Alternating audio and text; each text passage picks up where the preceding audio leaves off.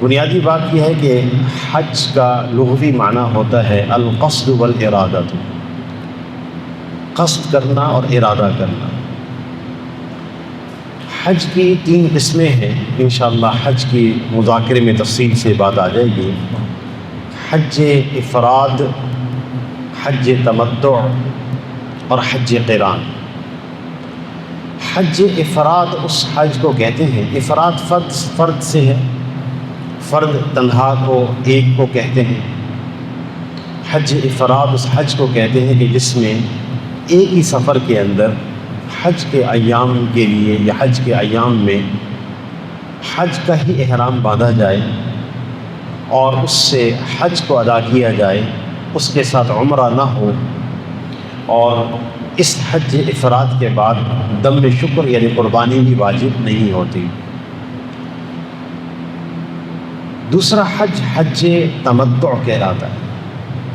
تمتع کا معنی ہوتا ہے فائدہ اٹھانا، اور حج تمتع کرنے والے حاجی کو متمتع کہا جاتا ہے۔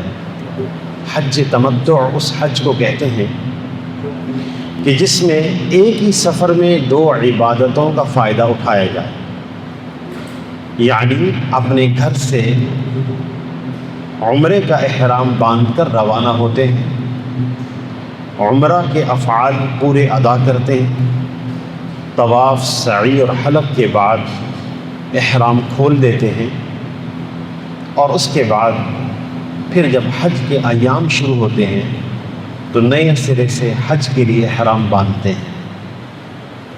چونکہ اس سفر میں حاجی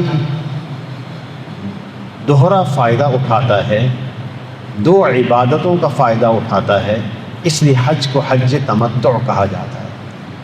عموماً ہمارے ہاں سے جانے والے جو حجاج ہیں، جو عازمین حج ہیں، وہ حج تمتع ہی کرتے ہیں۔ تو انشاءاللہ آج کی اس نشست میں جہاں عمرے کے افعال کے بعد حج سے متعلق بھی گفتگو ہوگی، وہ حج تمتع سے متعلق ہوگی۔ حج افراد اور حج قران کرنے والے احباب سے درخواست ہے کہ نشست کے بعد الگ سے مذاکرہ فرما لیں۔ ہمارے ہاں سے بہت کم لوگ حج افراد کرتے ہیں۔ تیسری قسم حج قران ہے۔ قران کا معنی ہوتا ہے ملانا یا ملنا۔ حج قران میں یہ ہوتا ہے کہ اس سفر کا قصد کرنے والا اپنے ملک سے، اپنے مقام سے عمرہ اور حج دونوں کا اکٹھے احرام کی نیت کرتا ہے۔ عمرے کے افعال ادا کرنے کے بعد، یعنی صفا مروہ کی سعی کرنے کے بعد حلق نہیں کرواتے، طواف قدوم کرتے ہیں، پھر حج کی سعی مقدم کرتے ہیں، پہلے سے ادا کرتے ہیں، اس کے بعد افعال حج ادا کرتے ہیں۔ افعال حج مکمل ہونے کے بعد حلق کروا کے احرام کی پابندیوں سے باہر آتے ہیں۔ گویا کہ ایک احرام میں عمرہ بھی ادا ہوا اور حج بھی ادا ہوا، دونوں کو ملا لیا گیا۔ قران کا معنی ہی ملانا ہوتا ہے۔ اس حج کی ادائیگی کے بعد بھی دم شکر واجب ہوتا ہے، قربانی کرنی ہوتی ہے۔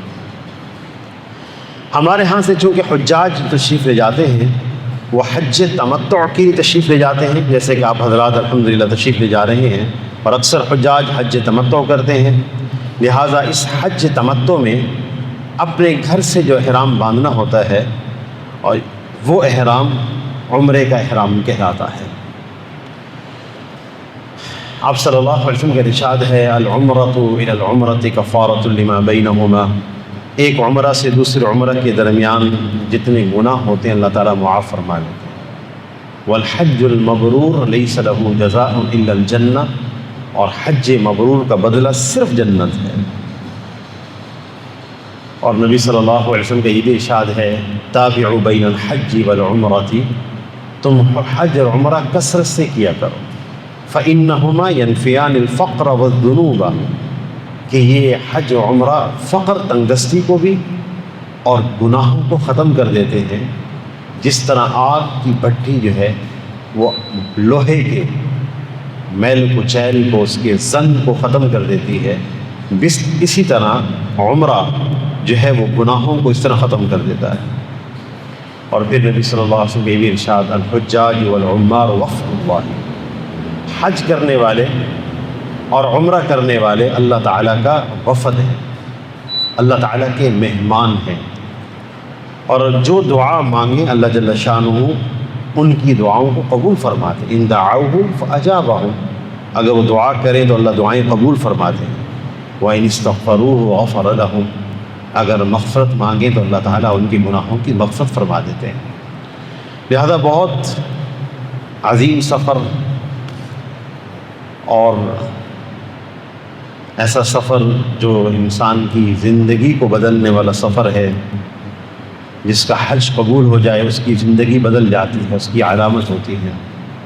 الحمدللہ اللہ تعالیٰ نے اس سفر سے پہلے ہمیں اس کے مناسک کو سیکھنے کی توفیق عطا فرمائی، اور اس کے مناسک کو انشاءاللہ سیکھ کر کریں گے، خود اپنی اصلاح کا بھی ذریعہ بنیں گے، اور اسی طرح اپنے دوسرے بھائیوں کے بھی ہم معاون بنیں گے، ان کے غلط افعال میں ان کی ہم تربیت کر دیں گے، ان سے درخواست کر دیں گے حجاج کرام کو کہ آپ اپنے افعال کو درست کر لیجئے، منسک حج کو اس طرح ادا کیجئے۔ حج تمتع میں چونکہ سب سے پہلے عمرہ کرنا ہوتا ہے، جیسا کہ آپ انشاءاللہ پاکستان سے جس دن روانہ ہوں گے اس دن عمرہ کی احرام میں روانہ ہوں گے، حج کے احرام میں روانہ نہیں ہوں گے، اگرچہ آپ کے ذہن میں دل و دماغ میں ایک تصور ہے کہ ہم حج کے لیے جا رہے ہیں، لیکن عمرے کا احرام باندھیں گے۔ عمرہ کے اندر 4 کام ہوتے ہیں، جس میں سے 2 فرض ہیں اور 2 واجب ہیں۔ عمرہ میں ایک ہے احرام باندھنا جو کہ فرض ہے، نمبر 2 طواف کرنا، یہ بھی فرض ہے،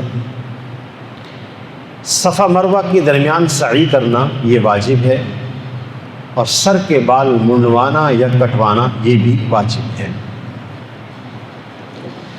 سب سے پہلا حکم، یعنی عمرے میں 4 افعال ہوتے ہیں، احرام باندھنا، طواف کرنا، صفا مروہ کی سعی اور حلق۔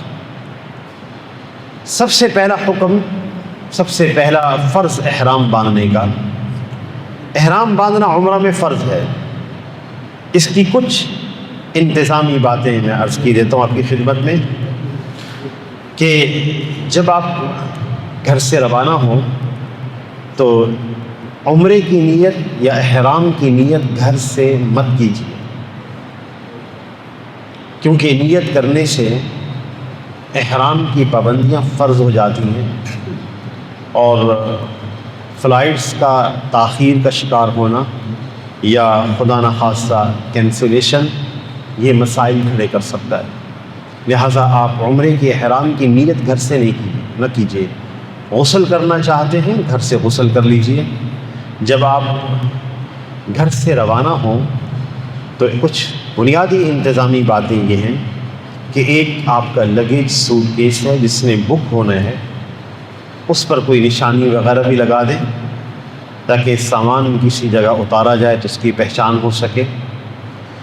دوسرا، آپ کے پاس ایک چھوٹے سائز کا بیگ ہونا چاہیے گلے میں لٹکانے کے لیے، جس میں پاسپورٹ، ٹکٹ، پیسے وغیرہ رکھنے کا نظم بن سکے، چونکہ یہ جو لباس ہم نے پہنا ہوا ہے جس میں جیب ہے، یہ لباس ہمیں اتارنا ہے اور 2 چادریں باندھنی ہیں۔ تیسرا، ایک چھوٹے سائز کا ہینڈ کیری، جو آپ کیبن بیگ بھی جس کو کہتے ہیں، جس کو جہاز کے اندر لے جانا ہوتا ہے، جو آپ کا دستی سامان کہلاتا ہے، اس سامان کے اندر آپ حضرات نے کم از کم 2 احرام کی چادریں اور ایک ہوائی چپل، جس کو قینچی چپل بھی کہتے ہیں، جس میں ہمارے پاؤں کی سامنے والی ہڈی ابھری ہوئی نظر آتی ہے، وہ قینچی چپل اپنے بیگ میں رکھ لیجیے۔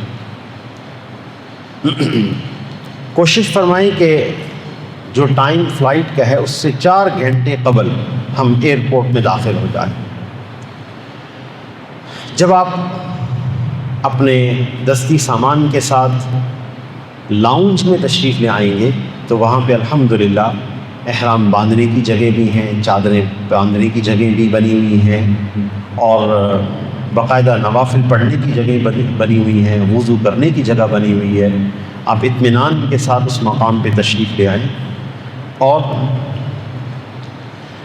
احرام کی چادریں پہن لیجیے۔ ایک ہمارے حضرات کہتے ہیں کہ جو چپل آپ ساتھ لے جا رہے ہیں، جس کو آپ حالت احرام میں پہننا چاہیں گے، اس کو کچھ دن پہن کر اس کی عادت بنائیں، اس کے ساتھ چلنے کی عادت بنائیں، کیونکہ 3 سے 4 دن آپ نے وہ چپل پہننی ہے۔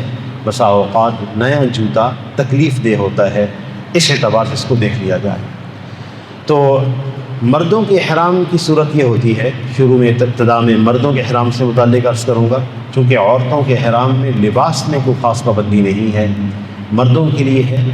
آپ اپنا لباس اتار کر اپنے ہینڈ بیگ میں رکھیں اور چادریں پہن لیجیے، ایک چادر نیچے باندھ لیں، ایک چادر اوپر اوڑھ لیں، اور اس کے بعد نوافل ادا کر لیجیے۔ اور نوافل میں جو منقول ہے تلاوت، وہ پہلی رکعت میں سورۃ الکافرون اور دوسری رکعت میں سورۃ الاخلاص قل هو اللہ احد، اس کی تلاوت ہو جائے۔ 2 رکعت نماز پڑھنے کے بعد اب آپ احرام کی نیت کریں گے۔ بہت آسان ہے، عربی میں یاد ہو جائے عربی میں کیجیے، اردو میں پڑھ کر لیجیے، اور نیت اصل میں دل کے ارادے کا نام ہوتا ہے۔ زبان سے بھی کہہ لیجیے کہ دل اور زبان ساتھ ہو جائیں، ایک جیسے ہو جائیں۔ اللہم انی ارید العمرۃ فیسرھا لی وتقبلھا منی، اے اللہ میں عمرے کی نیت کرتا ہوں، اس کو میرے لیے آسان بھی فرما اور میری طرف سے قبول بھی فرما۔ اے اللہ میں عمرے کی احرام کی نیت کرتا ہوں، اس کو آسان بھی فرما اور قبول بھی فرما۔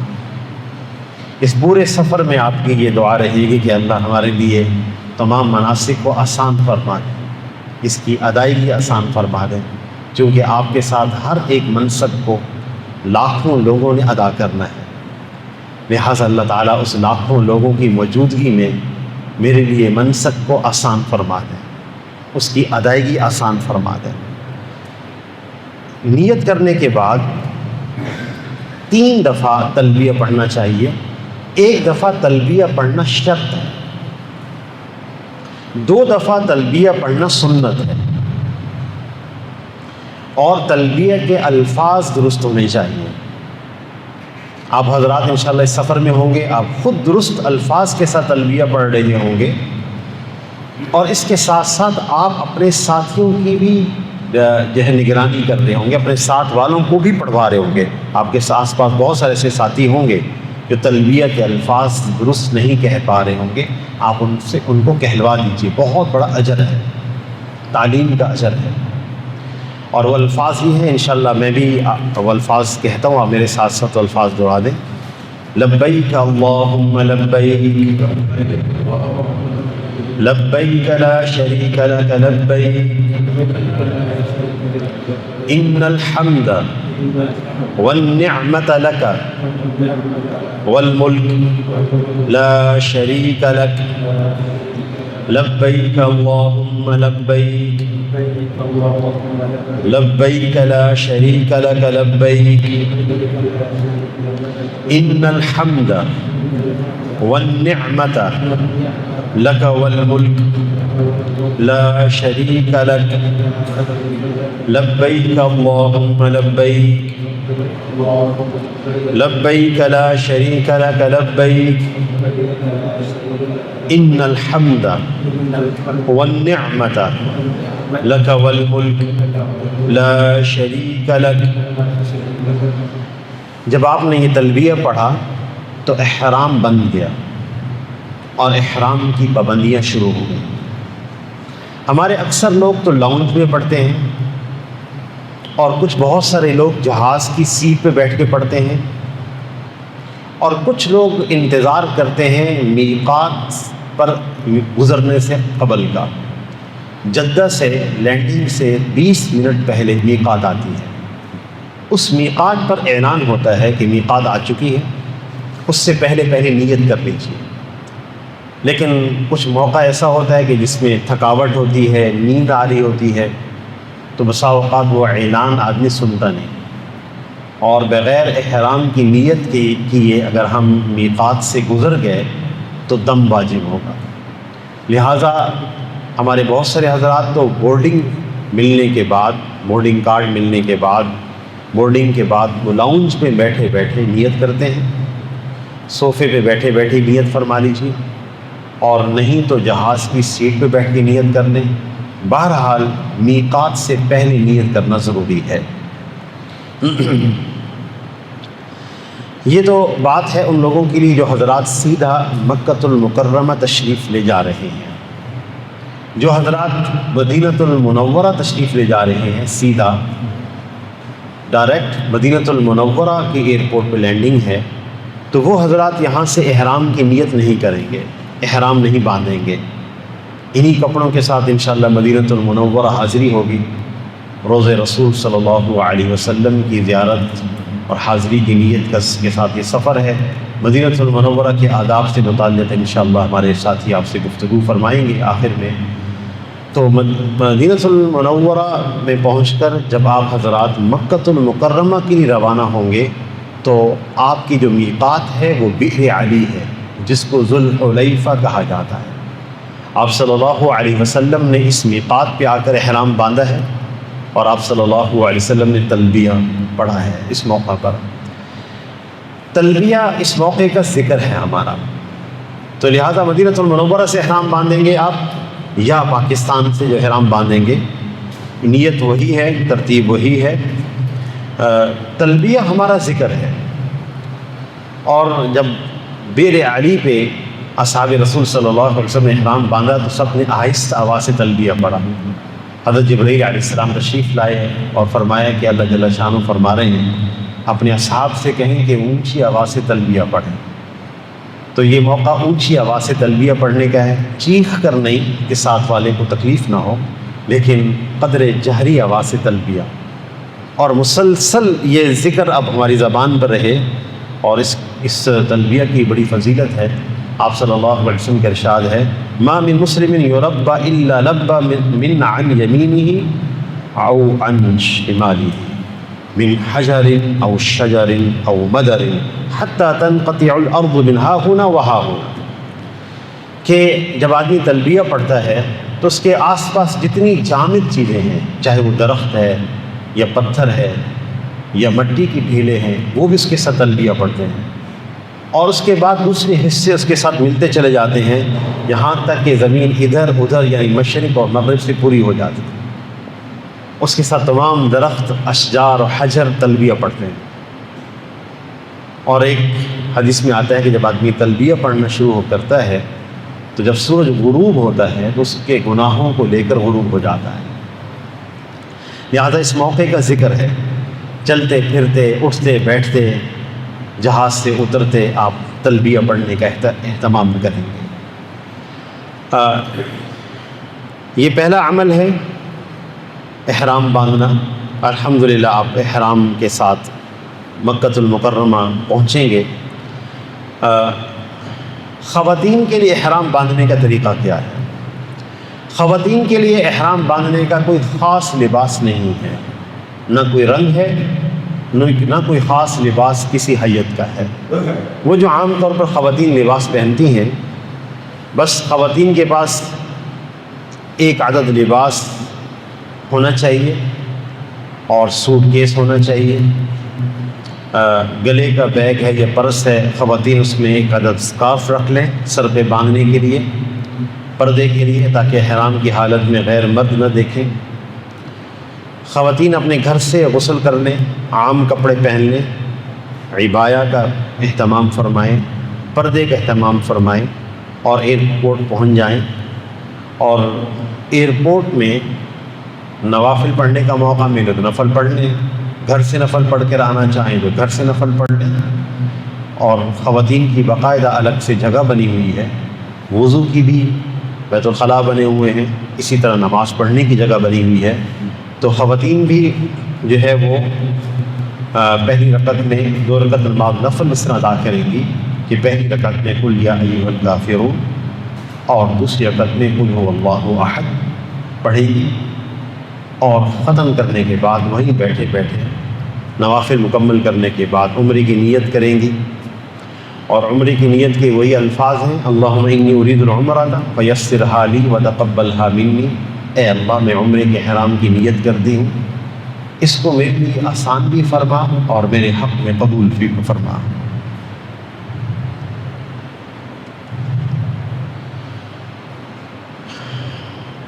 خاتون کے لیے تلبیہ اسی طرح 3 دفعہ پڑھنا چاہیے، خاتون کو بھی 1 دفعہ تلبیہ پڑھنا شرط ہے، 2 دفعہ مزید پڑھنا سنت ہے، اور خاتون تلبیہ آہستہ آواز سے پڑھیں گی۔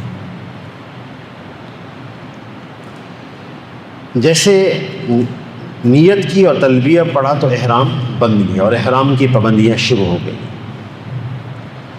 اچھا، وہ خواتین جو شرعی عذر کی وجہ سے نوافل نہیں پڑھ سکتی تو وہ کس طرح عمرے کے احرام باندھیں گی؟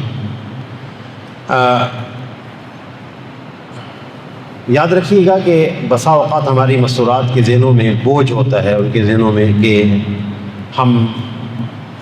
ہمارے ایسے ایام شروع ہو گئے جس کی وجہ سے ہم حج عمرہ کیسے ادا کریں گے۔ حج عمرہ میں صرف اور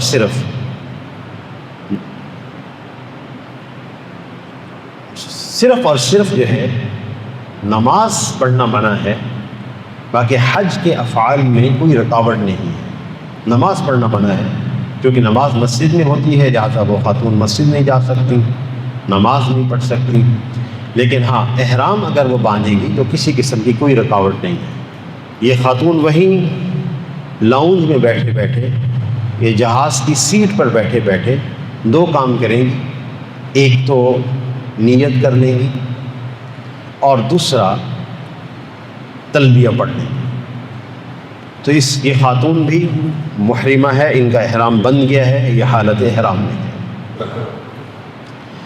جب حالت احرام میں وہاں پہنچیں گے مکہ المکرمہ، کچھ دن انتظار کر لیں، جب پاکی حاصل ہو جائے تو نئے سرے سے غسل کریں۔ یہ خاتون حالت احرام میں ہے، نئے سرے سے غسل کریں گی اور پھر اس کے بعد عمرے کے افعال ادا کریں گی، یعنی طواف کریں گی اور سعی کریں گی۔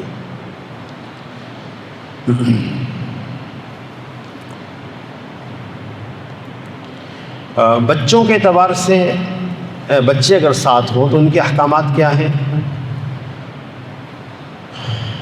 بچوں کے احکامات یہ ہیں کہ وہ بچے جو نابالغ ہیں، 13 سال سے کم عمر، 14 سال سے کم عمر، ان کو بھی عمرے کے افعال ادا کروائے جائیں، اسی طرح نوافل پڑھوائے جائیں، تلبیہ کہلوایا جائے۔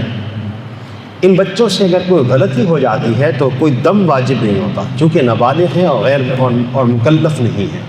اور جو بچے اس سے بھی چھوٹے ہیں، 2 سال کا بچہ، 3 سال کا بچہ، 4 سال کے بچے، ایسے بھی بچے ساتھ ہوتے ہیں، تو ان بچوں کی نیت، ان بچوں کی طرف سے ماں باپ نیت کر لیں، تلبیہ کہہ لیں اور اپنے ساتھ افعال عمرہ پورے کروا لیں۔ انشاءاللہ اللہ تعالیٰ اس کا اجر ان بچوں کے عمرے کا والدین کو پورا عطا فرما دیں گے۔ بچے کو بھی احرام باندھا جائے، لڑکے کو، اور لڑکی جیسے کہ کسی خاتون کے لیے وہی عادی لباس ہوتا ہے، وہی پہننے والا ہوتا ہے۔ الحمدللہ 4 کاموں میں سے پہلا کام مکمل ہو گیا، عمرے کا احرام بھی اور اس کی نیت بھی۔ احرام باندھنے کے بعد کچھ پابندیاں ہیں۔ پابندیاں یہ ہیں کہ مرد سلا ہوا کپڑا نہیں پہن سکتے، خواتین پہن سکتی ہیں۔ اس میں بسا اوقات ہمارے کچھ ساتھی پوچھتے رہتے ہیں کہ کیا ہم اپنے احرام کے اوپر بیلٹ باندھ لیں؟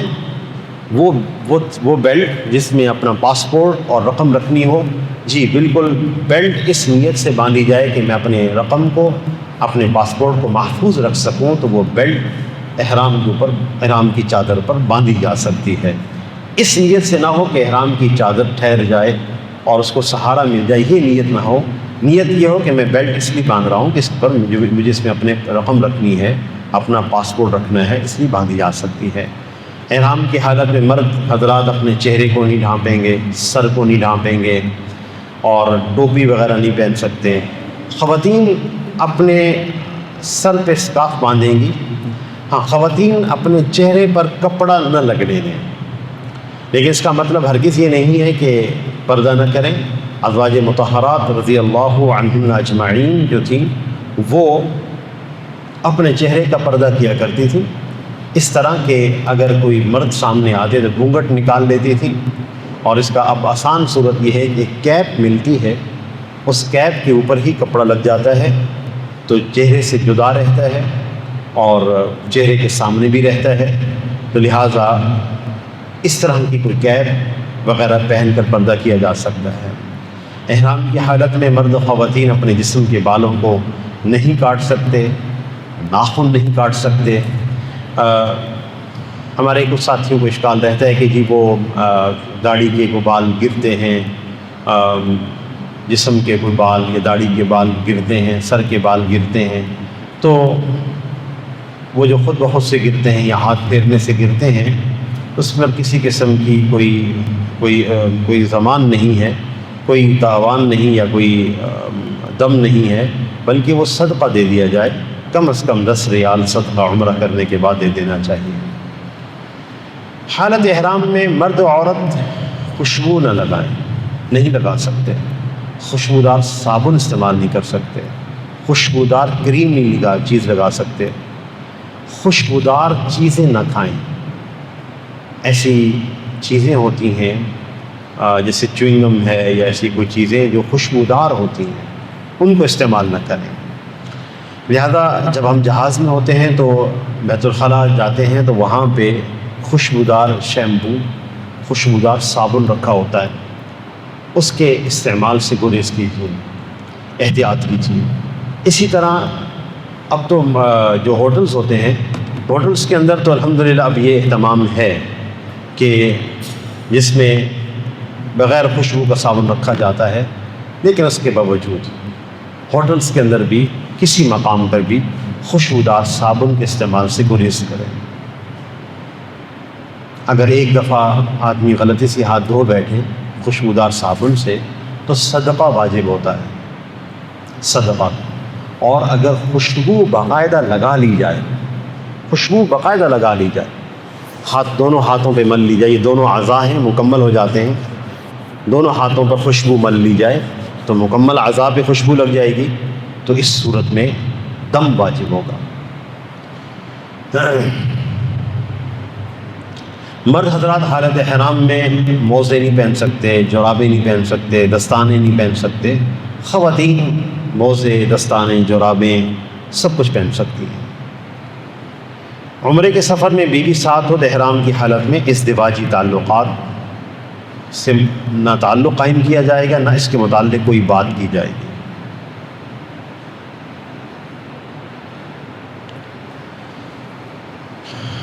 انتظامی بات ہے کہ جب آپ حضرات جدہ پہنچ جائیں تو اپنا بیگ جو آپ اپنی بیلٹ سے اتاریں، صرف اپنا ہی بیگ اتاریں، کوشش فرمائیں اپنے پاس رکھیں، کسی کو بیگ نہ دیں. اور جس بس میں آپ سوار ہوں آپ کا سامان اسی بس پہ ہونا چاہیے، اس کا اہتمام فرما رہے ہیں. مگر حجاج کرام کو بڑی تکلیف ہوتی ہے، سامان دوسری بس میں ہے، حجاج کرام دوسری بس میں سوار ہیں، سامان پہنچ بھی جاتا ہے تو معلوم نہیں ہوتا کہاں چلا گیا، ایک تکلیف ہوتی ہے. لہٰذا کوشش فرمائیں جس بس میں آپ سوار ہوں آپ کا سامان بھی اسی بس میں ہونا چاہیے. مکۃ المکرمہ آپ جب پہنچ جائیں تو مکۃ المکرمہ پہنچ کر الحمدللہ ایک جذبہ ہوتا ہے، جس کے لیے سفر شروع کیا، جس کے لیے ہم آئے ہیں، طبیعت میں ایک جذبہ ہوتا ہے کہ فوراً ہم بیت اللہ میں حاضری دیں اور عمرے کے افعال ادا کریں. لیکن آپ تھکے ہوئے ہیں، کم از کم آپ کو اس سفر میں گھر سے نکلے ہوئے اور دوسرے امور میں مشغول ہوئے 18 سے 20 گھنٹے گزر چکے ہیں، اور آپ نے اب 2-2.5 گھنٹے سے زائد کی عبادت کے لیے وہاں جانا ہے، جس کو اہتمام سے ادا کرنا ہے.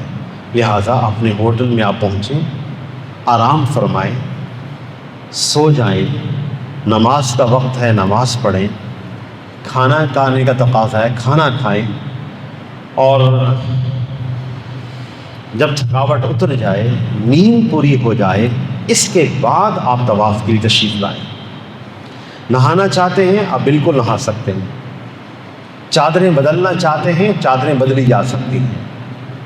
احرام کی جو چادریں ہیں وہ چادریں پہننے کا نام احرام نہیں کہلاتا، احرام چونکہ نیت کرنے کا نام ہے اور تلبیہ پڑھنے کا نام ہے، چادریں پہننے کا احرام نہیں، باندھنے کا نام احرام نہیں ہے۔ ہاں چادریں تو اس کی پابندی کی وجہ سے باندھی جاتی ہیں کیونکہ سلا ہوا کپڑا نہیں پہن سکتے، لہذا آپ چادریں بدلنا چاہتے ہیں طبیعت کا تقاضا ہے بدل لیجئے، نہانا چاہتے ہیں نہا لیں، وضو کرنا چاہتے ہیں وضو کیجیے، لیکن نہاتے وقت خوشبودار صابن استعمال نہیں کریں گے۔ جب آپ طواف کے لیے تشریف لے جائیں حرم میں تو گلے کا بیگ ضرور ساتھ ہونا چاہیے جس میں آپ کا پاسپورٹ ہے، آپ کی کچھ رقم اس میں ہے، آپ کا موبائل اس کے اندر ہے، اور ایک شولڈر بیگ ہوتا ہے ہلکا سا، وہ ساتھ ضرور رکھیں جس میں جائے نماز ہو، جوتا ہو آپ کا اس کے اندر، اور ایک معمول کی چیز ہے چونکہ عبادت ہے اور پھر بسا اوقات شیطان وسوسہ ڈالتا ہے، تو حالانکہ آسان ترین عبادت ہے، بیت اللہ کے بھی 7 چکر ہیں اور صفا مروہ کی سعی کے بھی 7 ہی چکر ہیں، تو اس میں اگر تسبیح طواف ایک تسبیح کہلاتی 7 دانوں والی، اگر 7 رکھ لی جائے اس میں یاد رکھنے کے اعتبار سے آسانی رہتی ہے۔ جب آپ تشریف لائیں حرم میں تو حرم میں داخل ہوتے وقت آپ دائیں پاؤں سے داخل ہوں اور دعا پڑھ لیجیے، بسم اللہ والصلاۃ والسلام علی رسول اللہ، اللہم افتح لی ابواب رحمتک، اور ساتھ ہی نفلی اعتکاف کی نیت فرما لیں۔ جب تک آپ انشاءاللہ حرم میں ہوں گے نفلی اعتکاف کا ثواب ملتا رہے گا، اور آپ کے علم میں یہ بھی ہے کہ حرم کی ایک نماز بھی اور اس کی ایک نیکی کا جو اجر ہے وہ 1,00,000 نیکیوں کے برابر ہے، اور اس کی نماز کا اجر بھی 1,00,000 نمازوں کے برابر ہے۔ آپ تلبیہ پڑھتے ہوئے تشریف لائیے، تلبیہ تو ورد کے طور پر زبان پہ جاری رہے گا، مسلسل آپ پڑھیں گے، چلتے پھرتے اٹھتے بیٹھتے۔ آپ جب حرم میں داخل ہوں تو نگاہیں جھکا لیجیے اور چلتے رہیے یہاں تک کہ مطاف کی سیڑھیاں آ جاتی ہیں، اور اب تو برقی سیڑھیاں لگی ہوئی ہیں جس کے ذریعے سے آپ نیچے تشریف لے جاتے ہیں، یا جس راستے میں سے داخل ہوں تو ایسے مقام پہ ٹھہریں کہ جس پر خانہ کعبہ آپ کے سامنے ہو، اور ایسی جگہ پہ ٹھہریں کہ جس میں کوئی دھکا آپ کو پیچھے سے نہ لگ رہا ہو، چونکہ یہ موقع خاص دعا کرنے کا موقع ہے۔ خوب نگاہ بھر کر بیت اللہ کو دیکھیے، اور اس موقع پر آپ جو دعا مانگیں گے اللہ تعالیٰ قبول فرما دیں۔ ہمارے حضرات بڑے ایک دعا سکھاتے ہیں، اور وہ دعا یہ ہے کہ اللہ اس موقع پر میں جو دعا مانگوں آپ قبول فرما دیں۔ اس موقع پر جتنی دعائیں یاد ہوں خوب مانگی جائیں، اپنے لیے، اپنے احباب کے لیے، اپنے اصحاب کے لیے، اپنے ساتھیوں کے لیے، جو جو یاد ہو خوب دعا کیجیے۔ قبولیت دعا کا وقت ہے۔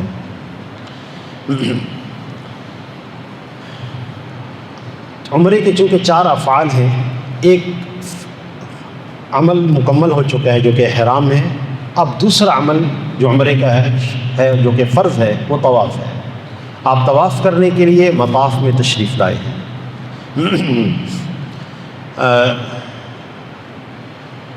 طواف کا جو آغاز ہوتا ہے وہ حجر اسود سے ہوتا ہے۔ حجر اسود وہ پتھر ہے جو بیت اللہ شریف کے کونے کے اندر لگا ہوا ہے، اور جس کے بارے میں نبی صلی اللہ علیہ وسلم کا ارشاد ہے کہ نظر الحجر الاسود من الجنت وهو اشد بیاضا من اللبن، کہ حجر اسود وہ پتھر ہے جو جنت سے اتارا گیا ہے اور وہ دودھ سے زیادہ سفید تھا۔ فسودته خطایا بنی آدم، اس کو بنو آدم کی غلطیوں نے سیاہ کر دیا۔ اور نبی صلی اللہ علیہ وسلم نے یہ بھی ارشاد فرمایا کہ یشہد لمن استلمہ یوم القیامت بحق، جس نے اس کو حق کے ساتھ اس کا استعلام کیا، چاہے چوما چاہے دور سے استعلام کیا، کل قیامت کے دن اس کے بارے میں یہ گواہی دے گا۔ اور ایک اور حدیث میں آتا ہے کہ ید الرحمن، حجر اسود اللہ کا ہاتھ ہے۔ تو حجر اسود سے طواف کا آغاز ہوتا ہے۔ آپ طواف کے لیے حجر اسود کی طرف تشریف لائیں گے، اور اس کی علامت اور نشانی سبز لائٹس ہیں، گرین لائٹس ہیں، جو آپ کی داہنی طرف لگی ہوئی نظر آئیں گی آپ کو. آپ اس طرف آئیں گے. آپ اس سے پہلے 1-2 کام کریں گے. وہ یہ کریں گے کہ آپ تلبیہ پڑھنے موقوف کر دیں. آپ ابھی تک تلبیہ پڑھ رہے تھے، تلبیہ موقوف کر دیں. مرد بھی موقوف کر دیں اور عورتیں بھی موقوف کر دیں. دوسرا کام، آپ عمرے کی طواف کی نیت کریں گے. وہی دعا ہے، اللہم انی ارید الطواف فیسرھا لی وتقبلھا منی. اے اللہ میں عمرے کی طواف کی نیت کرتا ہوں یا نیت کرتی ہوں، اس کو آسان فرما اور قبول فرما. تیسرا کام مرد حضرات کریں گے اور وہ ہے اصطباع. اصطباع کہتے ہیں چادر کو داہنے کندھے کے نیچے سے نکال کر بائیں کندھے پہ ڈال لیجئے اور داہنا کندھا ننگا کر دیجئے، ظاہر کر دیجئے. اب پورے طواف کے اندر آپ نے اصطباع کے ساتھ رہنا ہے. کوشش کیجیے کہ یہ تینوں کام حجر اسود پر سے پہلے کر دیجیے. حجر اسود وہ مقام ہے جہاں پہ ایک مجمع زور دے رہا ہوتا ہے، دھکا بھی لگ رہا ہوتا ہے اور مجمع چل رہا ہوتا ہے. وہاں پہ ٹھہرنا ذرا قدر مشکل ہوتا ہے جب رش ہو، جبکہ آپ تشریف لے جا رہے ہیں. حج کے ایام ہیں، اب تو اللہ کا گھر ایسے آباد ہے کہ ہر طرف انسان ہی انسان نظر آتے ہیں. لہٰذا یہ تینوں کام پہلے کر لیجیے. نیت بھی کر لیجیے، تلبیہ موقوف کر دیجیے، اصطباع کر لیجیے. اصطباع صرف مرد حضرات کریں گے.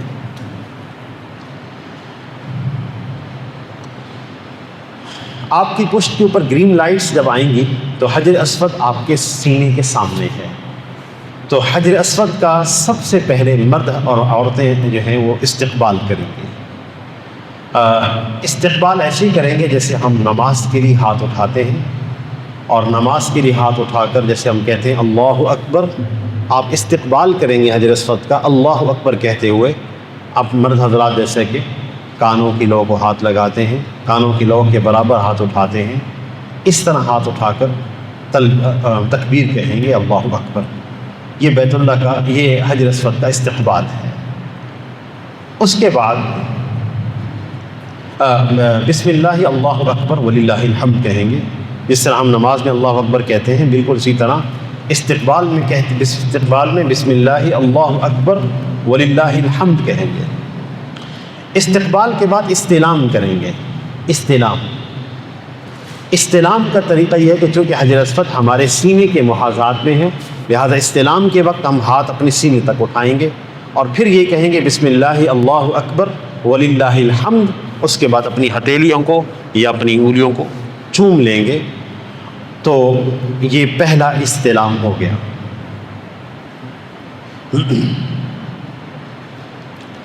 تو حجر اسود کے سامنے آ کر پہلے استقبال ہے، بسم اللہ اللہ اکبر وللہ الحمد، اور آپ کانوں تک ہاتھ اٹھاتے ہیں نماز میں، اس طرح آپ ہاتھ اٹھائیں گے.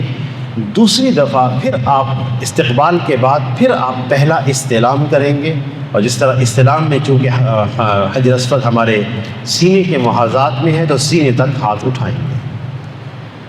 استلام کرتے وقت آپ کے پیروں کا رخ بھی، آپ کے سینے کا رخ بھی مکمل بیت اللہ شریف کی طرف ہوتا ہے، حجر اسود کے سامنے ہوتا ہے.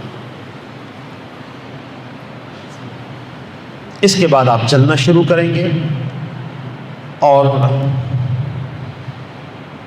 چلتے چلتے جب آپ اس موقع پر بہت سے حضرات پوچھتے ہیں کہ کیا پڑھنا ہوتا ہے، اس میں کیا اذکار ہیں، تسبیحات ہیں، تو کوئی مخصوص اذکار منقول نہیں ہے. ہاں یہ ہے کہ اس موقع پر ایک دعا ضرور منقول ہے. رکن یمانی یعنی حجر اسود سے پہلے جو بیت اللہ کا کونا آتا ہے، اس سے لے کر حجر اسود کے درمیان 70 فرشتوں کی جماعت ہے جو اس دعا پہ آمین کہتی ہے کہ ربنا اللہم انی اسألک العفو والعافیۃ فی الدنیا والآخرہ ربنا آتنا فی الدنیا حسنہ وفی الآخرۃ حسنہ وقنا عذاب النار. اچھا، ایک بات ذہن نشین رہے کہ یہ جو طواف کے پہلے 3 چکر ہیں، ان پہلے 3 چکروں میں مردوں کے لیے رمل کرنا سنت ہے. پہلے 3 چکروں میں رمل کرنا سنت ہے، اور انشاءاللہ ہم کوشش کریں کہ ہمارے یہ افعال عمرہ جو ہیں ایک ایک فعل، ایک ایک عمل عین سنت کے مطابق ہو جائے۔ تو رمل کہتے ہیں اکڑ کے چلنے کو۔ اکڑ کے چلنے کی کوئی حیت خاص نہیں ہے، ہر آدمی کی حیت مختلف ہے۔ تو اکڑ کے چلنا، جیسے ایک پہلوان چلتے ہیں، جو طریقہ اختیار کیا جا سکتا ہو اکڑ کے چلنے کا، پنجوں سے اپنے آپ کو اٹھا کے چلنا، اور اس کا جو ہے وہ عمل بھی اس کی مسنون، جب یہ مسنون ہوا تو وہ بھی بڑا عجیب ہے کہ آپ صلی اللہ علیہ وسلم جب عمرۃ القضاء کی بھی تشریف لائے، حدیبیہ کے بعد عمرۃ القضاء کے لیے 7 ہجری میں تشریف لائے، تو صحابہ کرام مدینہ المنورہ کی اب ہوا سے، اس وقت اب ہوا ایسی ہوتی تھی، بخار ہوتا تھا، جس کی وجہ سے جسم کمزور ہو گئے تھے۔ تمام مشرکین پہاڑوں پہ چڑھ گئے تھے دیکھنے کے لیے صحابہ کرام کی جماعت کو۔ تو آپ صلی اللہ علیہ وسلم نے فرمایا کہ اکڑ کر چلے، اپنے کندھوں کو ہلاتے ہوئے چلے، تاکہ ان کو احساس ہو کہ آپ تندرست بھی ہیں، توانا بھی ہیں۔ تو اکڑ کے چلنا اللہ تعالیٰ کو پسند نہیں ہے، وَلَا تُصَعِّرْ خَدَّكَ لِلنَّاسِ وَلَا تَمْشِ فِي الْأَرْضِ مَرَحًا، لیکن اس موقع پر اکڑ کے چلنے کو پسند کیا گیا ہے اور یہ سنت ہے۔ لہذا اگر اس کا اہتمام ہو جائے کہ پہلے 3 چکروں میں اکڑ کر چلنا، اپنی عام حیت سے ہٹ کے چلنا، اور اکڑ کے چلنے کے بارے میں میں نے اب جیسے آپ کا عرض کیا، اس کی کوئی خاص حیت نہیں بتائی جا سکتی، ہر آدمی کی اکڑ کر چلنے کی حیت مختلف ہے، لیکن یہ مردوں کے لیے ہے۔ طواف کے لیے ایک بات ذہن نشین رکھیے گا، طواف جو ہے وہ پاکی کی حالت میں ہوتا ہے، طہارت کی حالت میں ہوتا ہے، لہذا طواف وضو کے ساتھ ہوتا ہے، اور وہ طواف وہ خاتون نہیں کر سکتی، جیسے پہلے بھی عرض کیا ہے، جن کو شرعی عذر ہے، وہ انتظار کریں گے۔ طواف کے اندر مختلف اذکار کیے جا سکتے ہیں، پہلا کلمہ ہے، تیسرا کلمہ ہے، دعائیں ہیں، مختلف اذکار کیے جا سکتے ہیں۔ ہر موقع پر آپ استلام فرمائیں گے۔ پہلے موقع پر جب آپ نے حجر اسود کا استلام کیا تھا تو آپ کا سینہ بھی، آپ کے پیروں کا رخ بھی حجر اسود کی طرف تھا، لیکن دوسری دفعہ جب استلام کریں گے آپ تو آپ کا رخ جو ہے مطاف کی طرف رہے گا، صرف سینہ موڑیں گے اور استلام کریں گے۔ استلام اس طرح نہیں ہے، ایسے استلام نہیں ہے۔ استلام جو ہے، چونکہ حجر اسود ہمارے سینے کے محاذات میں ہے، لہذا استلام ہمارے سینے کے محاذات پر ہے۔ عمومی مجمع اس طرح استلام کرتا رہتا ہے۔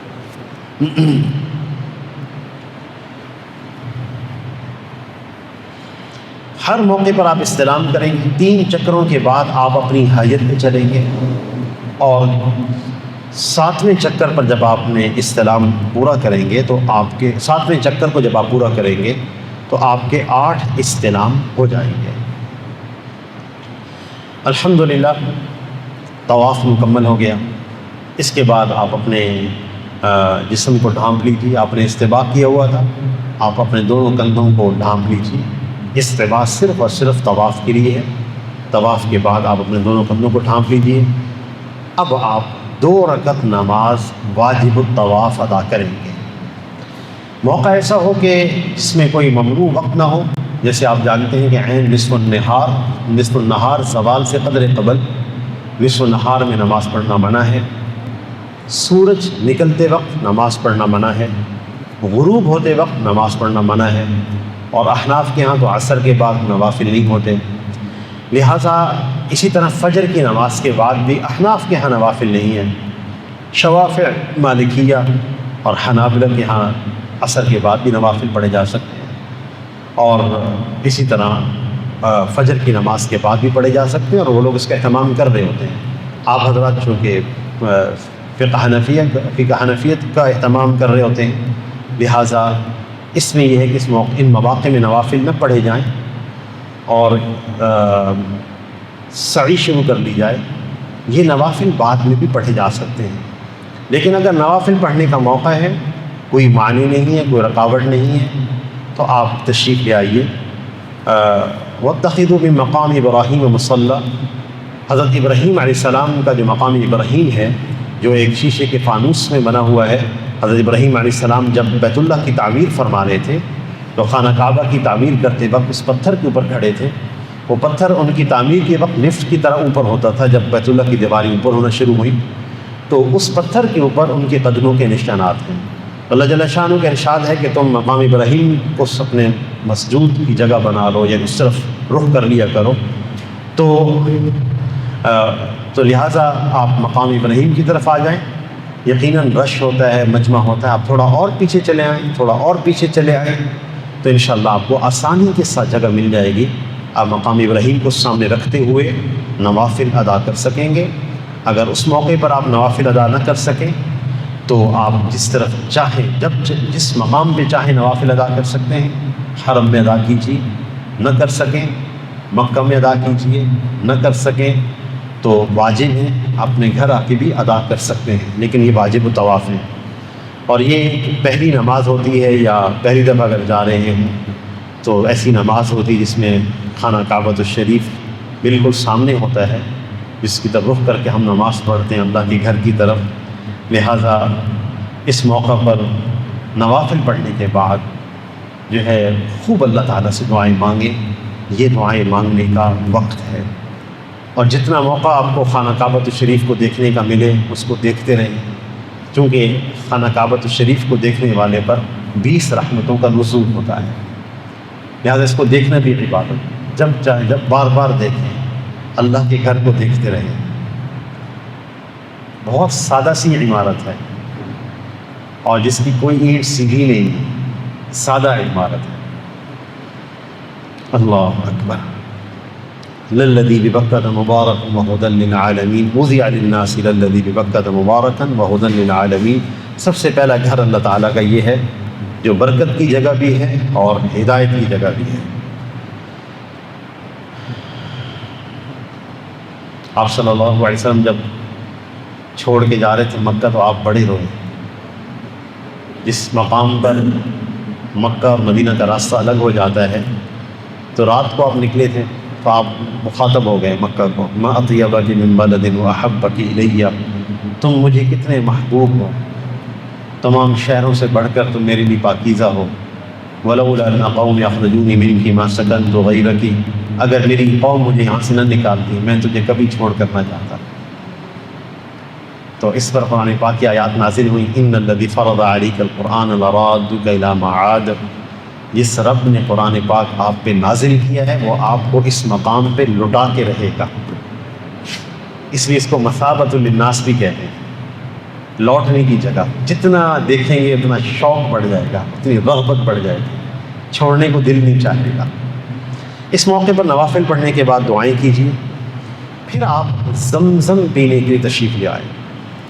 طبیعت جیسی چاہے ٹھنڈا پینا چاہیں اور درمیانے درجے کا پینا چاہیں، جیسے آپ کے لیے ہو، کھڑے ہو کر بیٹھ کے پینا چاہیں، بیٹھ کے پینا چاہیں۔ ماء زمزم کے بارے میں آتا ہے الماء زمزم لما شرب لہ، ماء زمزم جس مقصد کے لیے پیا جائے اللہ تعالیٰ وہ مقصد پورا فرما دیتے ہیں، لہٰذا خوب پیے۔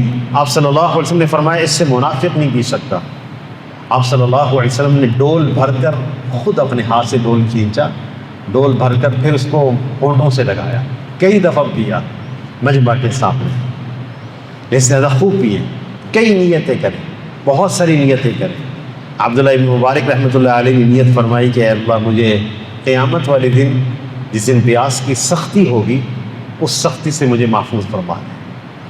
کئی نیتیں، الماء زمزم لما شرب لہ، جس مقصد کی جو نیت کریں گے وہ مقصد پورا ہو جائے گا۔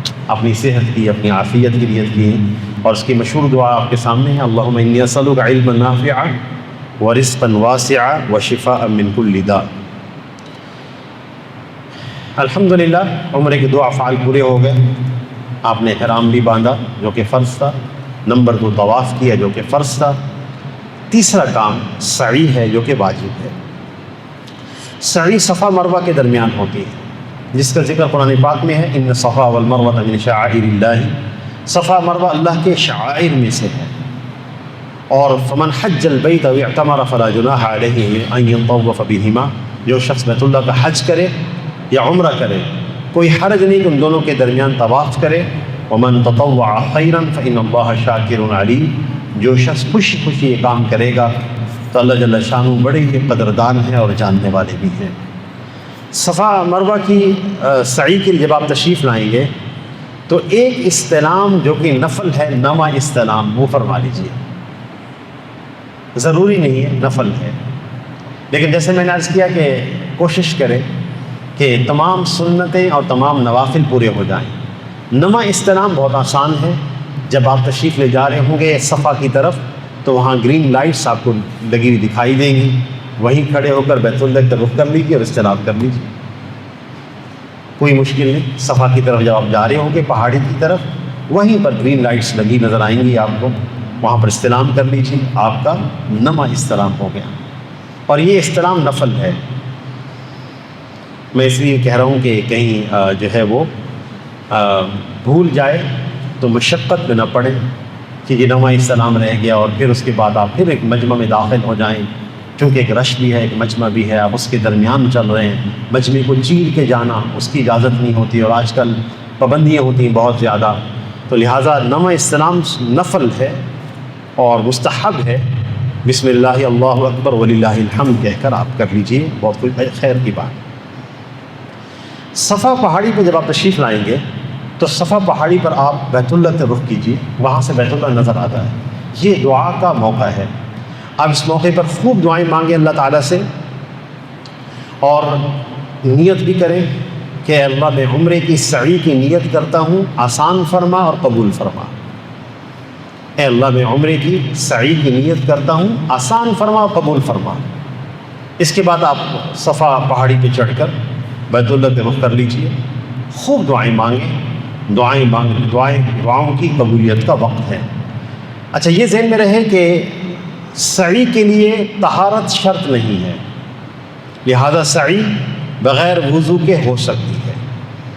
اگر کوئی ایسا معاملہ پیش آ گیا، تو میں یہ بات اس لیے آپ کے سامنے واضح کرتا چلوں کہ ہمارے ساتھ بزرگ بھی ہوتے ہیں، بڑی عمر کے لوگ ہوتے ہیں، خواتین و مرد حضرات، بہت دیر تک وضو کو قابو میں رکھنا ایک مشکل کام ہوتا ہے، تو پھر وضو کے لیے دور جانا ایک ہمارے بوڑھے لوگوں کے لیے دقت ہے۔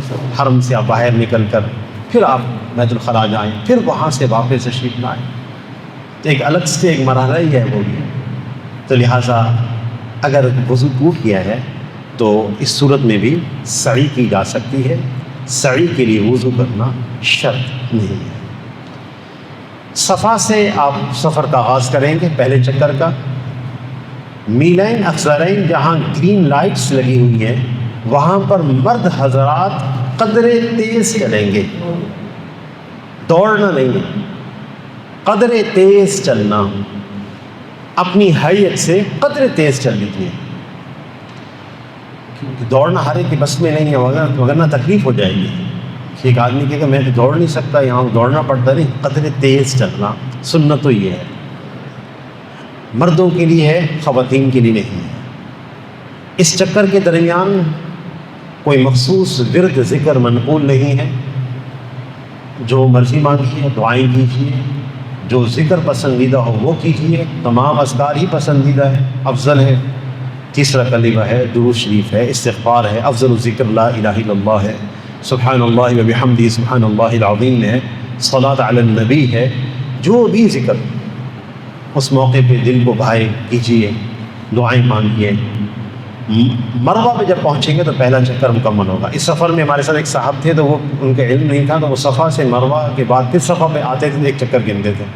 اب یہ سفر بہت زیادہ ہو جائے گا، ایسا نہیں ہے، صفا پہ مروہ پہنچیں گے تو ایک چکر مکمل ہو جائے گا۔ مروہ میں بھی آپ قبلہ رخ ہو جائے، دعائیں کریں، قبولی کی دعا کی جگہ ہے۔ مروہ سے صفا کی طرف دوبارہ دوسرا چکر شمار ہوتا ہے۔ میلین اخضرین جہاں گرین لائٹس ہیں وہاں آپ قدر تیز چلیں گے، صفا پہنچیں گے، 2 چکر مکمل ہو جائیں گے۔ صفا پہ کھڑے ہو کر آپ پھر بیت اللہ کے رخ کر لیجیے، دعائیں کیجیے، جو ذہن میں آتی ہوں دعائیں خوب کیجیے، نہ آتی ہوں تو خالی ہاتھ اٹھا لیجیے۔ بسا اوقات کوئی مواقع ایسے ہوتے ہیں کہ دعائیں ذہن میں نہیں آ رہی ہوتی ہیں، تو خالی ہاتھ بھی اٹھا لے تو اس پر بھی اللہ عطا فرماتا ہے، سراپا سوال بنتا ہے۔ اور پھر اس کے بعد پھر صفا سے مروہ تیسرا چکر، مروہ سے صفا چوتھا چکر، صفا سے مروہ 5واں، اس طرح جب ہمارا جو 7واں چکر ہے وہ مروہ پہ مکمل ہوگا۔ الحمدللہ جب مروہ تک پہنچ جائیں تو 7 چکر مکمل ہو گئے، اور صفا مروہ کی سعی بفضل تعالی مکمل ہو گئی۔ اور یہ ہمارے عمرے کا تیسرا واجب ہے جو کہ مکمل ہو گیا۔ چوتھا واجب عمرے کا سر کے بال کٹوانا ہے۔ جب آپ سعی سے فارغ ہو جائیں تو تھوڑا سا باہر تشریف لائیں، جس میں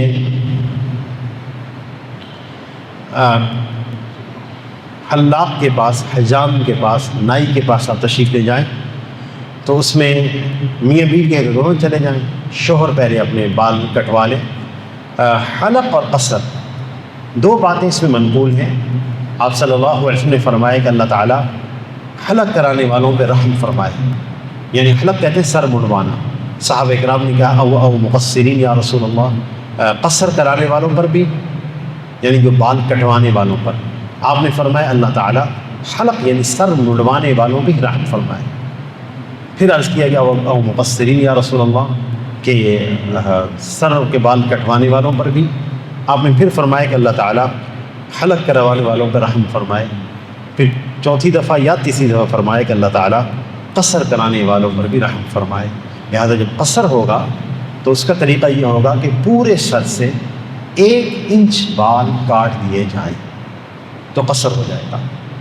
بعض حضرات کو سر میں تکلیف ہوتی ہے یا کسی وجہ سے وہ حلق نہیں کروانا چاہتے، تو 1 انچ بال پورے سر سے کٹوا لیں تو ہر طرف سے 1 انچ بال کٹ جائیں۔ یہ طریقہ درست نہیں ہوتا کہ چند بال لے کر کاٹ دیے جائیں اور قصر ہو جائے، ایسا نہیں ہوتا، بلکہ پورے سر سے ہر طرف سے 1 انچ بال اتر جائے تو قصر ہو جاتا ہے۔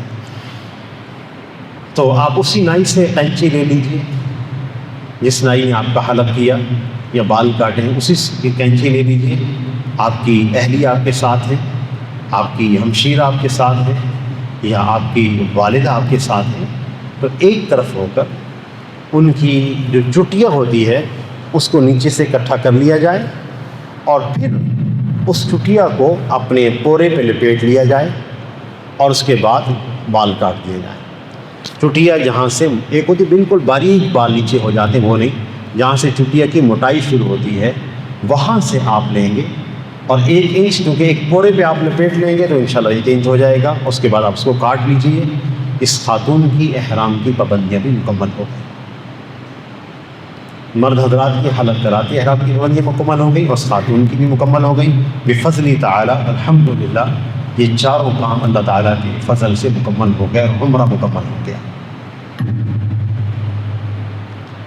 اس کے متعلق کوئی بات ذہن میں دونوں سوال بھی فرما سکتے ہیں۔ اس کے بعد حج کی نشست ہے۔ حج سے متعلق ہمارے دوسرے احباب گفتگو فرمائیں گے کہ حج کے چونکہ عمرہ سے متعلق تفصیلت بات ہو چکی ہے، وہ حضرات عمرہ سے متعلق بات تو نہیں کریں گے۔ ہمارے دوسرے مفتیان کرام تشریف فرما ہیں، وہ حج ہی سے متعلق گفتگو فرمائیں گے۔ زیارت مدینہ المنورہ کے آداب، روضہ رسول صلی اللہ علیہ وسلم کے آداب کے متعلق گفتگو کریں گے۔ اگر اس عمرہ سے متعلق کوئی بات ہو تو آپ ضرور پوچھ سکتے ہیں، اور انشاءاللہ آپ اس کو اپنی ٹپ پہ یاد رکھیں گے۔ 4 کام ہیں جو آپ نے کروانے ہیں۔ میں یہ بات اس لیے کہہ رہا ہوں کہ الحمدللہ آپ حضرات تشریف لے آئے۔ بہت سارے ساتھی ایسے ہوتے ہیں جو کہتے ہیں ہم تھک گئے، ہم نے صفا مروہ کی صحیح نہیں کی، ہم واپس ہوٹل چلے گئے۔ تو آپ ان کو سمجھائیں گے، آپ ان کو بتائیں گے کہ صفا مروہ کی سعی نہ کرنے کی صورت میں عمرے کے احرام کے پابندیاں سے آپ باہر نہیں نکل سکتے، سعی واجب ہے۔ اور بہت سارے احباب ایسے بھی ہوتے ہیں جو سعی کے بعد حلق نہیں کرواتے، قصر نہیں کرواتے، ہوٹل واپس چلے جاتے ہیں، کوئی ذہن میں نہیں رہا، یا اس کو بس واجب کو نہ جانا، دونوں باتیں ہو سکتی ہیں، اور یہ بہت اکثر بات پیش آتی ہے۔ تو آپ ان کو محبت سے سمجھا دیں گے، حاجی صاحب کو درخواست کر دیں گے، محبت سے سمجھا دیں گے تاکہ وہ اپنا حلق اور قصر بھی کروا لیں۔ اس مذاکرے سے مقصود یہ ہے کہ آپ اپنے آس پاس والوں کا بھی خیال رکھیں گے تاکہ ان کے بھی عمرے کے افعال صحیح نہج پر ادا ہوتے رہیں۔ اللہ تعالیٰ سے دعا ہے کہ اللہ ہم سب کو عمل کرنے کی توفیق عطا فرمائے۔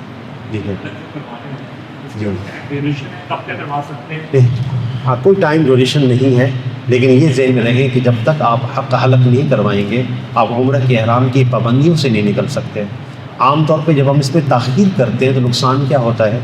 ٹائم ڈیوریشن تو چونکہ نہیں ہے، نقصان یہ ہوتا ہے کہ ہمیں چونکہ عادت ہے صابن سے ہاتھ دھونے کی، ہمیں عادت ہے شیمپو سے نہانے کی، ہمیں عادت ہے مختلف خوشبوئیں استعمال کرنے کی اور خوشبودار کھانے کی، ہم پھر اس میں لگ جاتے ہیں، جتنی تاخیر کرتے ہیں۔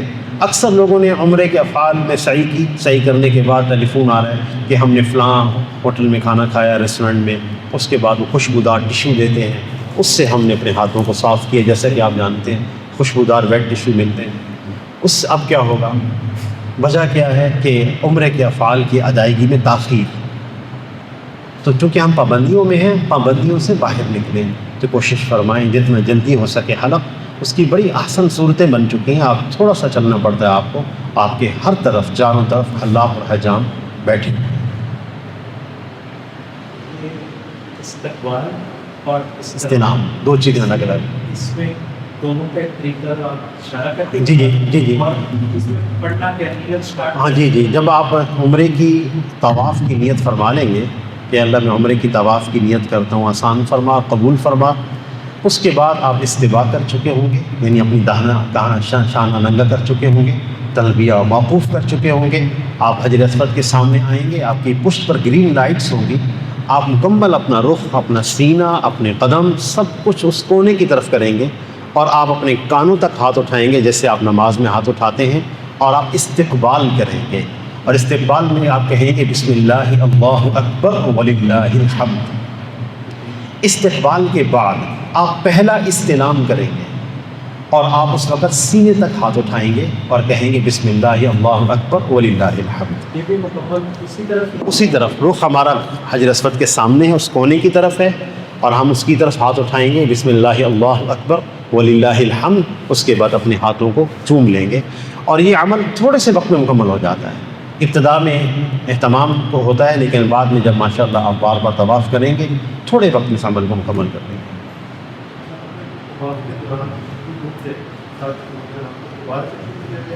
ہاں جی، کون سا بتائیے گا طواف کے درمیان مجھے؟ اگر تو ہمارے آدھے طواف سے کم ہم نے طواف کیے ہوئے ہیں، مثال کے طور پہ 7 چکر ہیں، ہم نے 3 اگر ابھی لگائے ہیں اور اس کے دوران میں وضو ٹوٹ گیا، یہ پچھلے والے جو ہیں ہمارے کل عدل ہو گئے، یعنی اب ہمیں وضو کرنا ہے اور دوبارہ پہلے چکر سے شروع کرنا ہے۔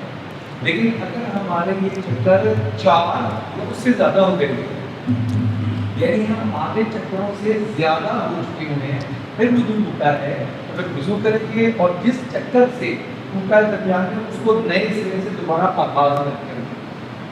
نماز اگر درمیان میں آ جائے، چاہے پہلے چکر میں آئے، چاہے دوسرے میں آئے، چاہے تیسرے میں آئے، نماز ادا کریں گے، دوبارہ سے شروع کرنے کی ضرورت نہیں۔ وہ رکاوٹیں آ سکتی ہیں طواف میں، ایک رکاوٹ آ سکتی ہے کہ نماز درمیان میں آ گئی، تو نماز درمیان میں آ گئی تو جتنے آپ نے چکر پہلے پڑھے کیے ہیں جہاں پر آپ موجود ہیں وہیں سے دوبارہ آپ شروع کر دیں گے۔ لیکن وضو ٹوٹ جانا ایک الگ مسئلہ ہے۔ وضو کے اندر کی تفصیل ہے کہ 3 چکروں کے اندر وضو ٹوٹا تو دوبارہ سے نئے سرے سے ہم طواف شروع کریں گے، اور اگر 4 کے بعد ٹوٹا تو جہاں سے جس چکر سے میں ہمارا ٹوٹا ہے اس چکر سے دوبارہ۔ خواتین کی سماعت فرما رہے ہیں، کیونکہ سوال ہوا تھا کہ طواف کے دوران اگر وضو ٹوٹ جائے تو کیا حکم ہے۔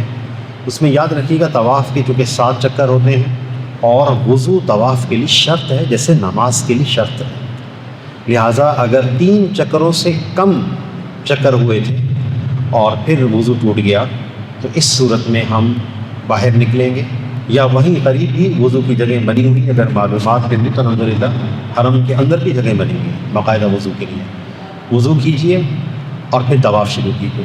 3 چکر سے زائد ہو چکے ہوں، 4 ہوں، 5 ہوں، وضو ٹوٹ جائے تو ہم وضو کر کے وہیں سے چکر کا آغاز کریں گے۔ اور اسی طرح طواف کے دوران بسا اوقات نماز کا ٹائم ہو جاتا ہے، تو نماز کے وقت میں ہم طواف کو موقوف کر دیں گے، نماز ادا کریں گے، اور پھر وہیں سے اپنے طواف کا آغاز کر دیں گے، اور وہ چکر ہمیشہ شمار میں رہیں گے جو نماز کے لیے ہم نے چھوڑے تھے۔ جزاکم اللہ خیر۔